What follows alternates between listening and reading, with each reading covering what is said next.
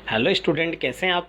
Nexus education point में आपका स्वागत है। हम हाजिर एक नई वीडियो के साथ। आज हम बात करेंगे MPSE 004 आधुनिक भारत में सामाजिक और राजनीतिक चिंतन, IGNOU university.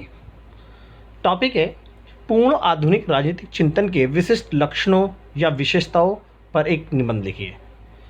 Most very important topic. ये आपका टॉपिक एग्जाम में बार बार रिपीट होता है। इस टॉपिक को आप बहुत अच्छे से कर लीजिएगा तैयार। चलिए शुरू करते हैं।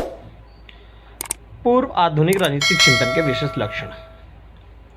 वैदिक काल में राजतंत्र एक व्यापक संस्था के रूप में विद्यमान थी और राजा एक या अनेक राष्ट्रों के ऊपर शासन करता था। जैसा कि बच्चों, प्राचीन काल की अगर मैं बात करूं, पूर्व आधुनिक राजनीतिक चिंतन के अंदर समाज में जो राजनीतिक व्यवस्था थी वो एक राजतंत्रीय शासन प्रणाली विद्यमान थी। और राजतंत्रीय शासन प्रणाली में राजा एक या अनेक राष्ट्रों के ऊपर शासन करता था। ये राजतंत्रीय शासन प्रणाली जो थी ये पितृसत्तात्मक यानी वंशानुगत पर आधारित थी। कुछ विद्वानों ने वेद में अर्जित वर्णित राष्ट्र शब्द का आधुनिक यूरोपीय भाषाओं में प्रयुक्त स्टेट शब्द से समान अर्थ ग्रेड किया है। यहाँ तक कि जो राष्ट्रों के ऊपर शासन करता था राजा, यहाँ पर अंग्रेजी भाषा के अगर मैं बात करूँ यूरोपीय भाषा में, तो इन्होंने शासन एक जो क्षेत्र को स्टेट के शब्द से परिभाषित किया है।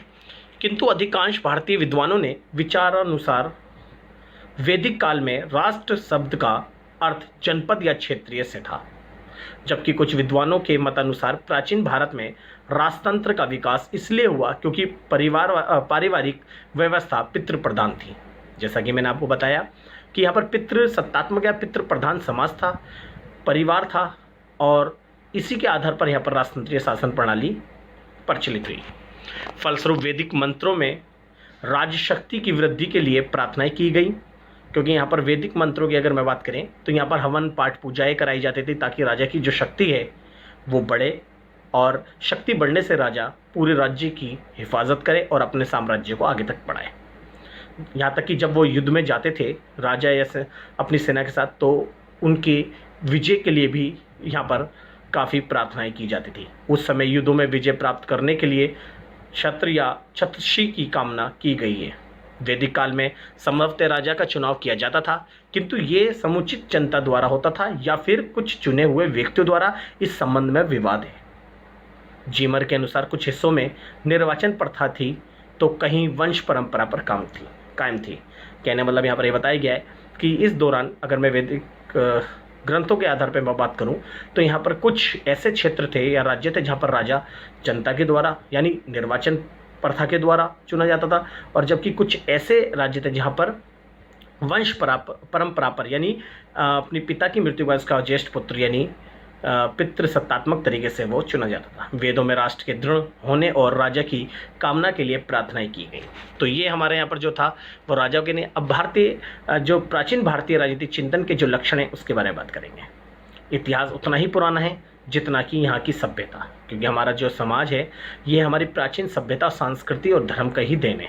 वैदिक साहित्य में एक स्थान पर ऐसा वृत्तांत आता है जिसे देखने से तत्कालीन राजनीतिक विचारों एवं व्यवस्था का थोड़ा बहुत परिचय प्राप्त होता है। अरस्तु के समकालीन कौटिल्य, जिसे व्यवहारिक राजनीति का पिता कहा जाता है, के विचार इस बात से साझी हैं कि ज्ञान विज्ञान के क्षेत्र में भारत किसी से पीछे नहीं था। अतः प्राचीन भारत राजनीतिक चिंतन के लक्षणों विशेषताओं को निम्नलिखित प्रकार से स्पष्ट कर सकते हैं। आज हम बात करते हैं अब प्राचीन काल में जो राजनीतिक चिंतन के जो लक्षण हैं।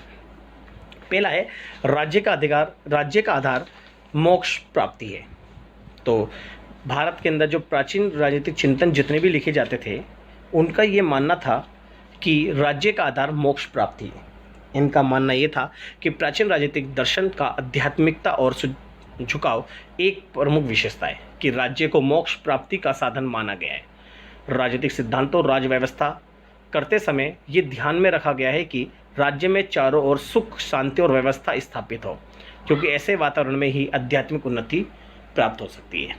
और इन विचारकों का मानना ये था कि जो प्राचीन राजनीतिक चिंतन जो थे उनका मानना था कि मनुष्य अगर मोक्ष प्राप्त करेगा वो केवल राज्य में ही, क्योंकि आपकी आध्यात्मिक शिक्षा का जो प्रबंध करेगा वो राज्य के द्वारा किया जाएगा, इसलिए राज्य में रहकर ही मोक्ष प्राप्त किया जा सकता है। ये यहाँ के जो प्राचीन काल के जो राजनीतिक चिंतन है उनके विचार रहे। नेक्स्ट है राज्य एक आवश्यक और उपयोगी संस्था है। तो प्राचीन राजनीतिक चिंतन के जो विचारक थे वो राज्य एक आवश्यक और उपयोगी संस्था मानते हैं।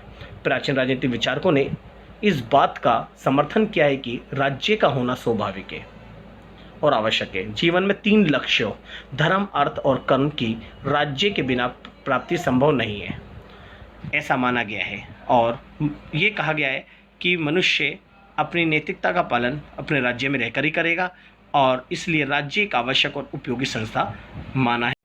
नेक्स्ट पॉइंट है प्राचीन भारत में राजतंत्रीय शासन व्यवस्था। जी, जितने भी प्राचीन भारत में राजनीतिक जो चिंतन रहे उनकी जो विचार हैं वो राजतंत्रीय शासन व्यवस्था से प्रभावित रहे, क्योंकि इस दौरान जब प्राचीन राजनीतिक चिंतनों का उदय हुआ था और यहाँ के जो विद्वान अपने विचार लिखते थे उस दौरान राजतंत्रीय शासन व्यवस्था प्रचलित थी, क्योंकि इनके विचार भी राजतंत्रीय शासन व्यवस्था के इर्द गिर्द ही घूमते रहे। भारतीय राजनीतिक विचार मुख्य रूप से राजतंत्र विचार है। राजनीति का वर्णन करने वाले सभी भारतीय ग्रंथ राज्य व्यवस्था का केंद्र बिंदु राजा को मानकर अपने विचार प्रस्तुत करते हैं तथा इसलिए राज्य के साप्तांगों में भी सर्वप्रथम अंग राजा ही बताया गया है, क्योंकि साप्तांग सिद्धांत कौटिल्य के द्वारा रखा गया था और इसके अंतर्गत उन्होंने बोला राज्य के 7 अंग हैं। अगर राजा इन 7 अंगों को ध्यान में रखकर अगर इन 7 सिद्धांतों को अगर अपनाता है तो वो विजय सुराज्य कहलाता है। विजय सुराज्य का मतलब है विजय की इच्छा रखने वाला, यानी किसी ऐसा राज्य जो कभी हार का मुंह नहीं देखता। राज्य की उत्पत्ति का भी विचार राजा की सर्वप्रथम नियुक्ति के रूप में बताया गया है। तो प्राचीन भारत के अंदर जो राजनीतिक चिंतन के जो विचार है वो राजतंत्रीय शासन व्यवस्था से संबंधित है। अब नेक्स्ट पॉइंट बात करते हैं प्राचीन भारत में छोटे राज्यों का अस्तित्व। अगर हम बात करें प्राचीन भारत में जो छोटे छोटे राज्य अस्तित्व में थे, भारतीय राजनीतिक विचार ये मानकर चलता है कि पृथ्वी अथवा भारतवर्ष भी कई राज्यों में विभाजित था। इसलिए अंतर्राष्ट्रीय संबंधों में विचार में विजिगिसु यानी विजय की इच्छा रखने वाले को केंद्र मानकर संपूर्ण विचार हैं जो एक विशेष क्षेत्र पर शासन करता है। इसलिए इनका जो विचार थे वो भारत के छोटे छोटे राज्यों के अस्तित्व को ध्यान में रखकर प्रस्तुत किए। नेक्स्ट है राज्य की सर्वोच्चता। जी, प्राचीन भारतीय राजनीतिक शासन व्यवस्था जो थी उसके शासन व्यवस्था में राजा की सर्वोच्चता को स्वीकार किया गया। प्राचीन भारतीय राजशास्त्र की एक अन्य विशेषता राजा के पद को अत्यधिक उच्च स्थान प्रदान किया जाता है। एक प्रकार से राज्य का सार ही राजा होता है।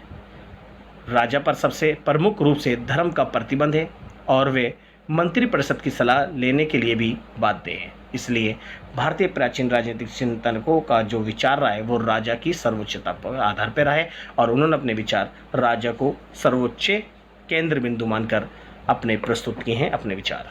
तो ये हमने जो पढ़ा प्राचीन भारतीय राजनीतिक चिंतन की जो विशेषता थी उसके बारे में। इस टॉपिक को आप बहुत अच्छे से लीजिएगा। इस प्रकार की वीडियो पाने के लिए हमारे चैनल को सब्सक्राइब करें, लाइक करें, कमेंट शेयर करना ना भूलें।